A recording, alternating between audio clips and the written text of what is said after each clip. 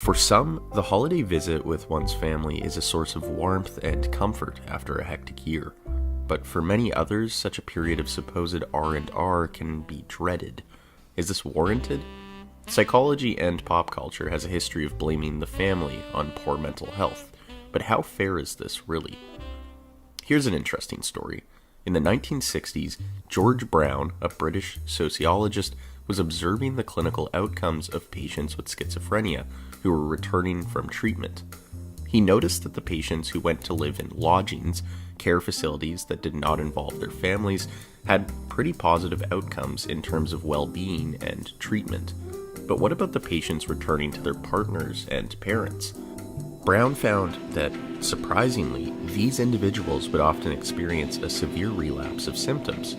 How could the comfort of home bring about worse outcomes? He hypothesized that there is a possibility that family relationships could be a factor in schizophrenia relapse.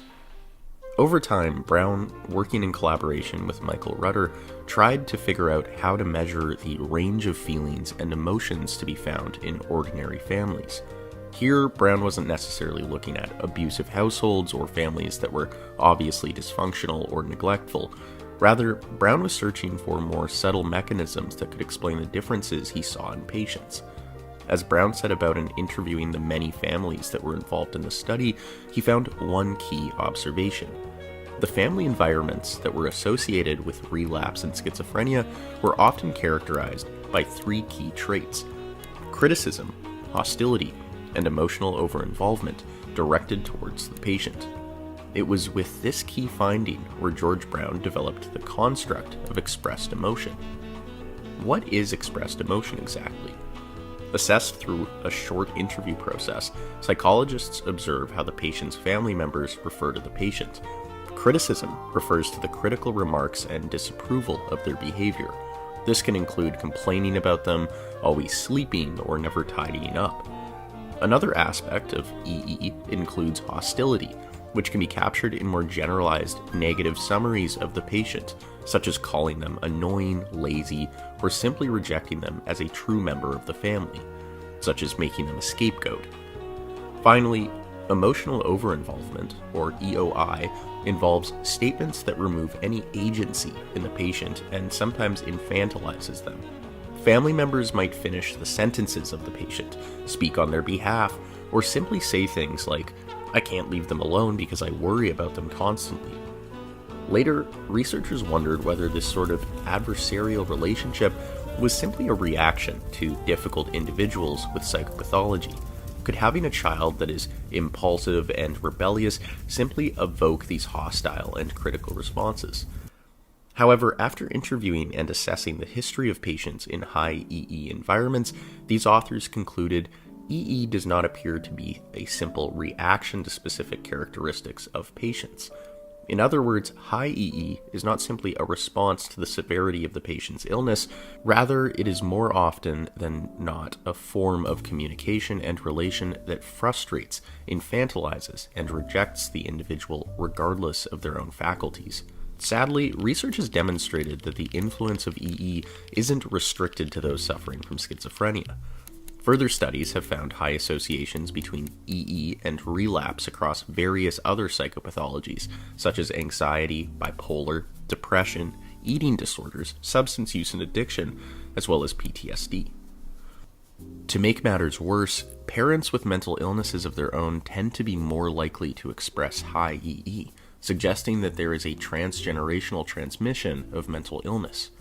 Parental EE status seems to be relatively stable over time, creating a challenge for vulnerable, genetically predisposed children, and it therefore has the potential to promote a self-perpetuating cycle of children's problem behavior and high EE within a family. Of course, this isn't the only theory that proposes an association between family environments and mental illness. Marsha Linehan, the creator of dialectical behavioral therapy and leading researcher in the study of borderline personality disorder, or BPD, proposed a theory that similarly links parental style to the development of mental health issues. Namely, Linehan argues that BPD is caused by an interaction of a certain genetic disposition and an invalidating home environment. Linehan characterizes this invalidation as being comprised primarily of three factors: an intolerance towards the expression of personal experiences, the discouraging of emotional expression, and the inability to trust one's own feelings. As a result, those growing up in an invalidating environment are taught that their feelings do not matter and are not given the coping mechanisms that are needed in order to regulate their emotions properly.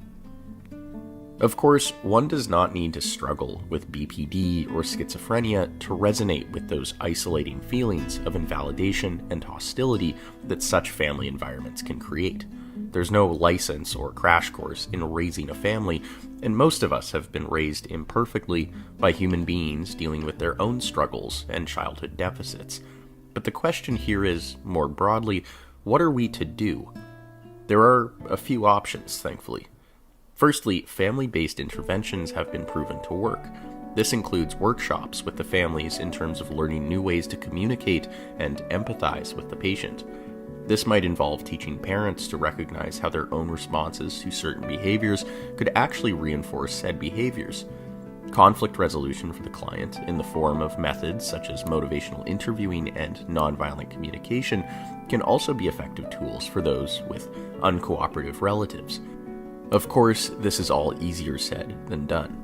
It takes a village to help those who are hurting, and this is why I'm particularly interested in Trieste, an Italian city that has community mental health centers open 24/7, supported housing facilities, and helps those suffering with finding employment and resolving interpersonal conflicts. Perhaps, hopefully with enough policy change, we can one day see the Trieste model applied more broadly and finally recognize that mental health must be treated at all levels of the individual, including the family. This video is sponsored by Brilliant. Are you curious about the world around you? Research shows that nurturing your curiosity not only drives lifelong learning, but is also essential for living the good life. So are you ready to ignite your curiosity and broaden your horizons? With Brilliant, you can transform your wonder into knowledge through interactive lessons that make complex concepts accessible and exciting. What I love about Brilliant is its hands-on approach, which emphasizes the fundamentals of STEM, science and math, building your foundational skills and ensuring you don't miss any important concepts. Brilliant not only builds problem-solving skills, but also enhances critical thinking abilities, making you a more adept learner.